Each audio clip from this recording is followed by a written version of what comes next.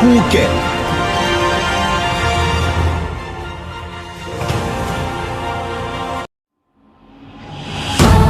Now 2204, your pageant vlogger host. Subscribe! Magandang araw Pilipinas and good day pageant lovers. Ginulantang ni Miss Universe Phuket ang sambayanan matapos nitong matumba habang rumarampa sa isang event sa Miss Universe Thailand 2025 kagabi lamang.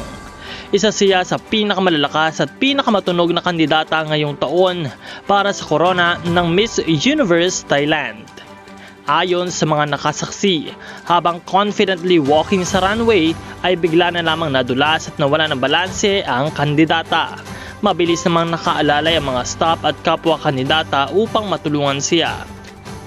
Sa kabila ng insidente, ipinakita pa rin niya ang professionalism at grace sa pamamagitan ng pagpapatuloy ng kanyang lakad at pagbibigay ng ngiti sa mga manonood.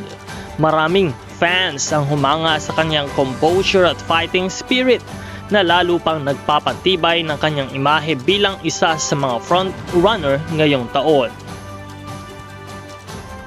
Sa kabila ng pangyayari ay nananatili namang maayos ang kalagayan ng kandidata sa Miss Universe Thailand. Para sa lahat ng mga bagong update, mga bagong balita sa pageantry, huwag kalimutan na mag-subscribe dahil patuloy po tayong magbibigay ng ating mga bagong uploads para po sa inyong lahat. Maraming salamat sa panonood at this is Nel 2204, ang inyong pageant vlogger host. Magkita po tayong muli sa susunod na video.